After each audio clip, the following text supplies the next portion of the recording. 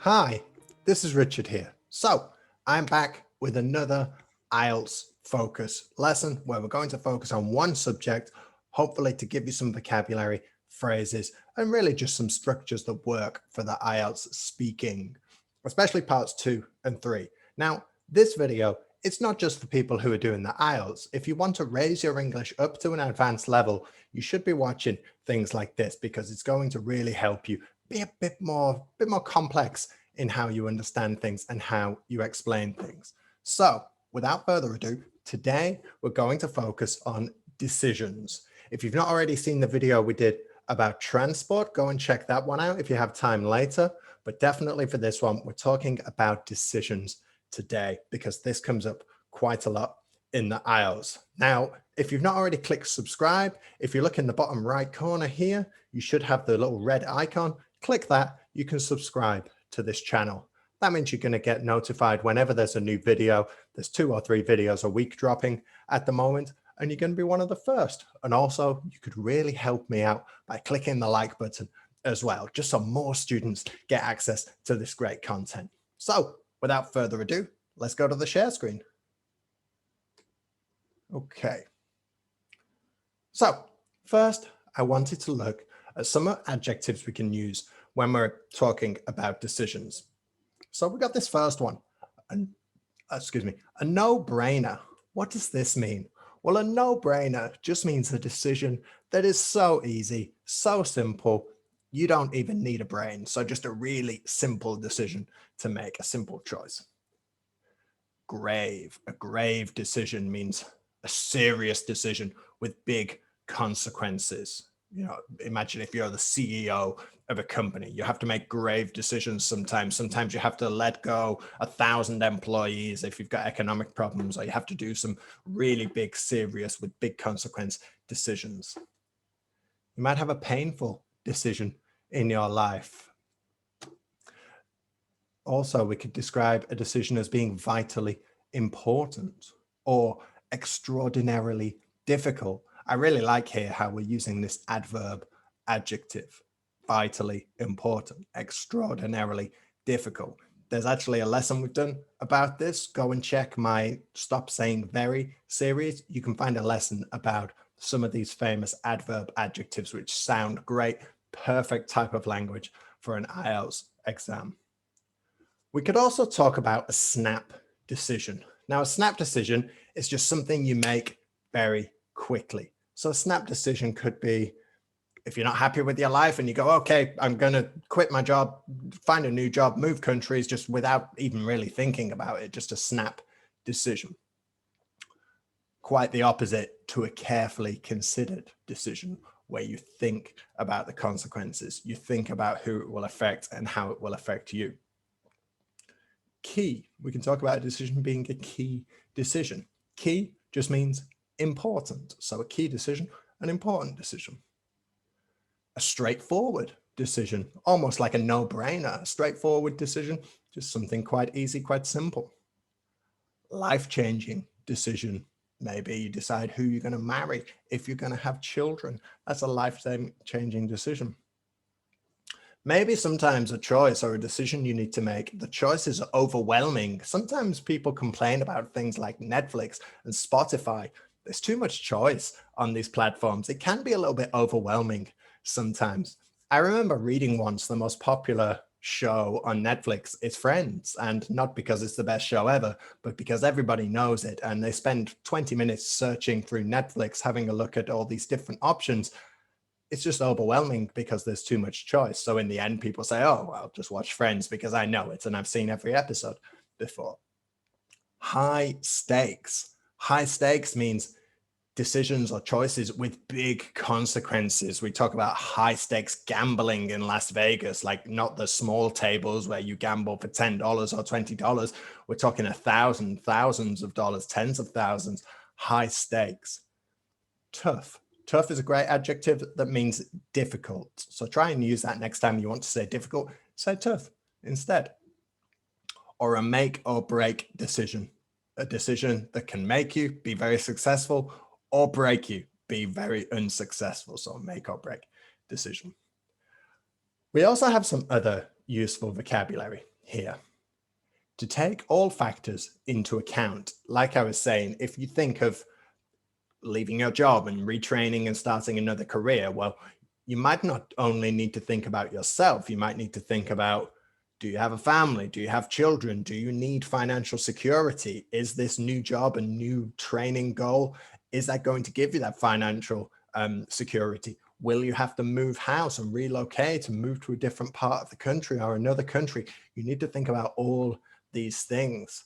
I remember when I was buying an apartment, I thought, well, where do I want to live? How big do I want it? How much do I want to pay? How close to a metro station or a train station do I want to be? All these things. What do I want in the area where I'm going to live? So to take all the factors into account. The next one, to have second thoughts. This might be after you've made a decision, just that little voice in your head might say, oh, you made the wrong decision, or you didn't, are you sure about this? When you have that thought in your head, oh, did I make the right decision? That is to have second thoughts. In more of a similar vein, we have to get cold feet. Now, to get cold feet means before performing that decision, you might really have some thoughts about it. So for example, we talk about cold feet quite a lot at weddings. Sometimes the bride or the groom, 1 hour before the wedding, they get cold feet and they say, oh, is this the right decision? And they panic. Now, normally they get over it and they go through with the wedding, but sometimes not. The next one, to be in two minds. This is just to be undecided. I can't decide the here or here. I'm in two minds. I cannot decide. The next one, to not think twice about something.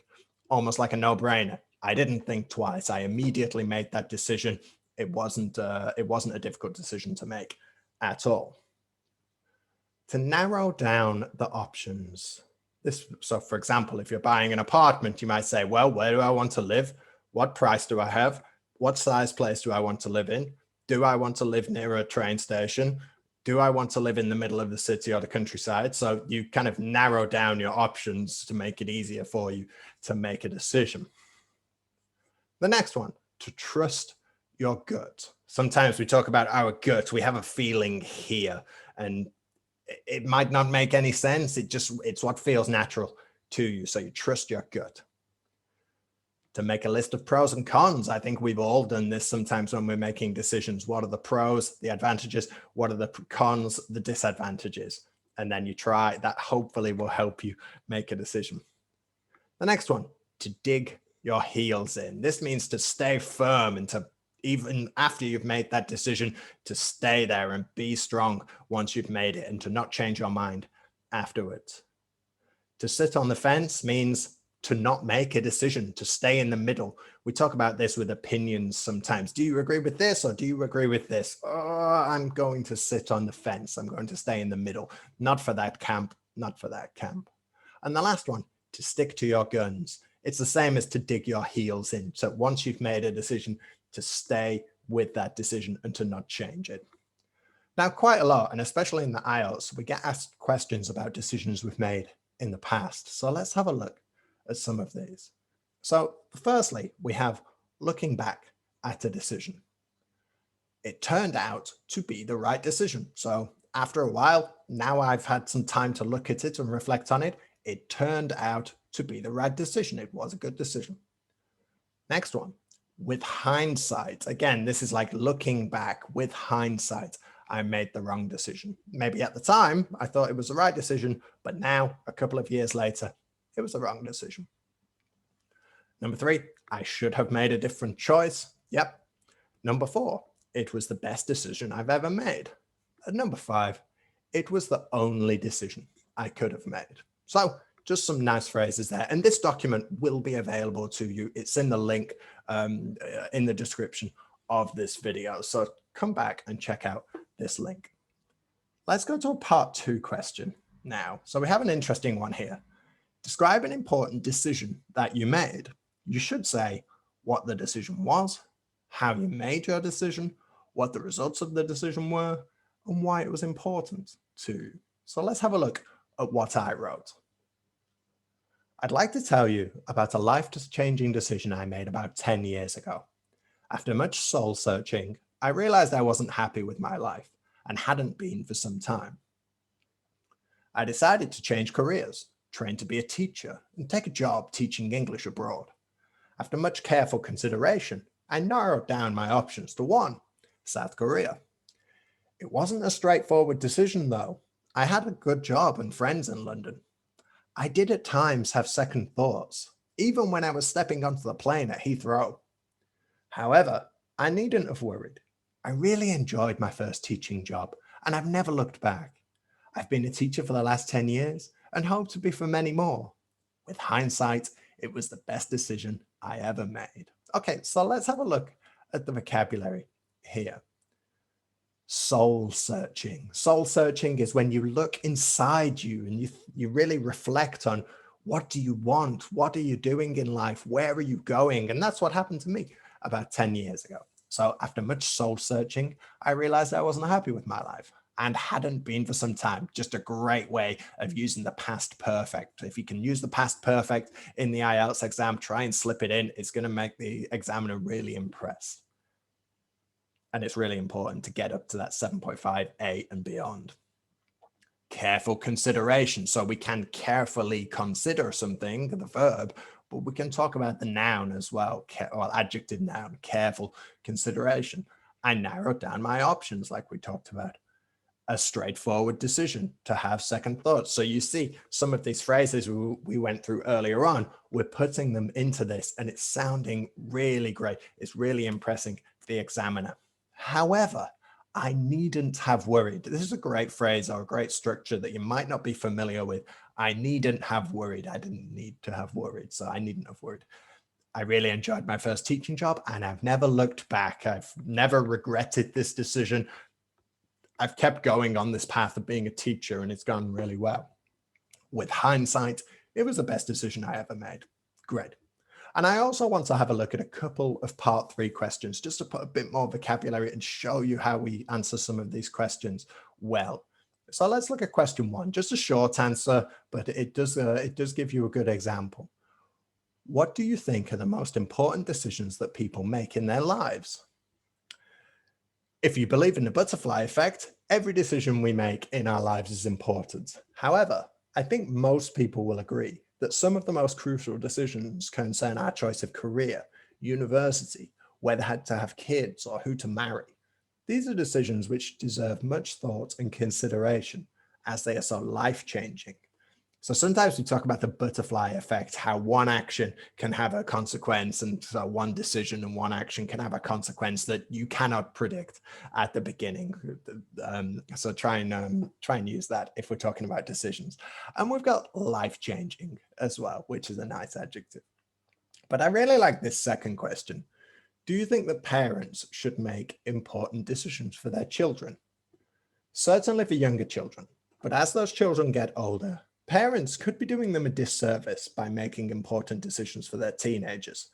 This is a time of great learning in people's lives, and teenage years are the perfect opportunity for adolescents to start making their own decisions in life and living with the consequences. Parents should certainly guide and advise teenagers, but as for making decisions for them, it could backfire. I know one man who went to university to study economics because his parents decided it for him. He hated it and subsequently dropped out after a couple of years, only embarking on his chosen subject years later. Situations like this could lead to strained family relations. I understand parents want the best for their offspring, but is it really helping them in the long term? Okay, so to do someone a disservice, to not help somebody, to do someone a disservice. And then we have this other verb, to backfire, to have a different consequence to what you actually wanted to happen. So you think you're helping, but actually maybe you're not helping. So your decision could backfire. Okay.